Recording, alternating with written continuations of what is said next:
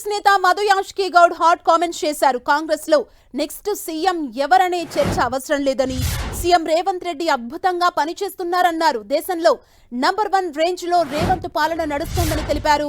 కాళేశ్వరంపై BRS BJP మధ్య దోస్తీ నడుస్తుందని, కాళేశ్వరం కేసును సీబీఐకి ఇవ్వాలని బీజేపీ నేతలే డిమాండ్ చేశారని మధు యాష్కి తెలిపారు. సీబీఐపై తమకు పూర్తి నమ్మకం ఉందన్నారు. మరోవైపు దోచుకున్నది దాచుకోవడానికే కవిత జాగృతి నడుస్తోందని ఆరోపించారు. తెలంగాణ ప్రజలు కవితను నమ్మే పరిస్థితిలో లేరన్నారు.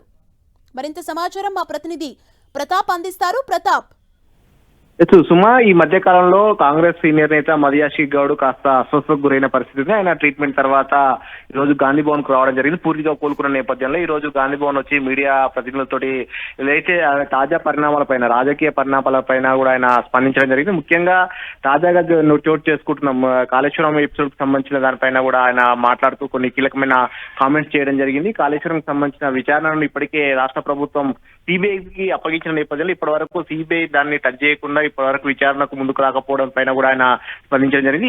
ఈ సిబిఐ కావాలనే తాత్పర్యం చేస్తుంది. రెండు పార్టీల మధ్య, ముఖ్యంగా బీఆర్ఎస్ బీజేపీ మధ్య లోపాయికార ఒప్పందం ఉంది కాబట్టి అందుకనే కావాలని ఇలా చేస్తున్న పరిస్థితి. గతంలో అక్కడ ఏపీలో గనక చూసినట్లయితే గతంలో ముఖ్యమంత్రిగా ఉన్నప్పుడు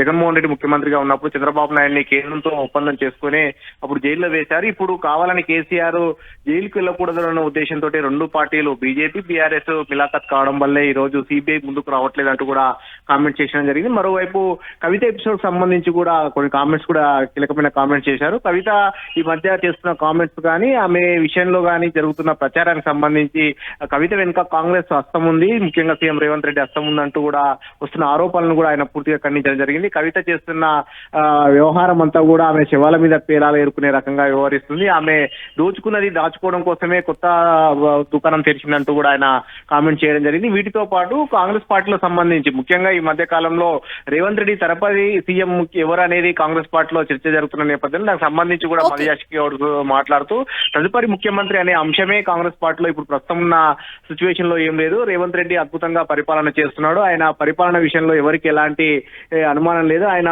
వల్ల ఈ రోజు వీకర్ సెక్షన్ కు ఒక ఛాంపియన్ గా, అంటే ముఖ్యంగా కులగణన చేయడం కానీ, బీసీ రిజర్వేషన్ కు సంబంధించి రేవంత్ రెడ్డి చేస్తున్న పోరాటం సంబంధించి ఎవరికి కూడా ఎలాంటి అనుమానాలు లేవు. ఆయన విషయంలో వీకర్ సెక్షన్ అంతా కూడా ఆయన ఛాంపియన్ గా చూస్తుందంటూ కూడా చెప్పడం జరిగింది. ఇప్పుడు ప్రజెంట్ ఉన్న సిచ్యువేషన్ లో రేవంత్ రెడ్డి ముఖ్యమంత్రిగా ఉంటారు. ఆయన తర్వాత ముఖ్యమంత్రి అనేది అవసరమైన చర్చనే లేదు. ఎందుకంటే ఒకవేళ అలాంటి చర్చ గతంలో కూడా మన్మోహన్ సింగ్ ప్రధానమంత్రిగా ఉన్నప్పుడు మన్మోహన్ సింగ్ తర్వాత ప్రధానమంత్రి ఎవరు అనే అంశానికి ఒకరు కావాలనే, అదే సోనియా గాంధీతో చర్చించినప్పుడు ఆమె చాలా సీరియస్ గా రియాక్ట్ అయిన పరిస్థితి అనే అంశాన్ని కూడా ప్రస్తావించారు. అయితే ఇప్పుడున్న సిచ్యువేషన్ లో ముఖ్యమంత్రి మార్పు కానీ, నెక్స్ట్ ముఖ్యమంత్రి అనే ఆలోచన కూడా కాంగ్రెస్ పార్టీలో లేదంటూ కూడా మధు యాష్కి గౌడ్ మాట్లాడడం జరిగింది. థాంక్యూ ప్రతాప్.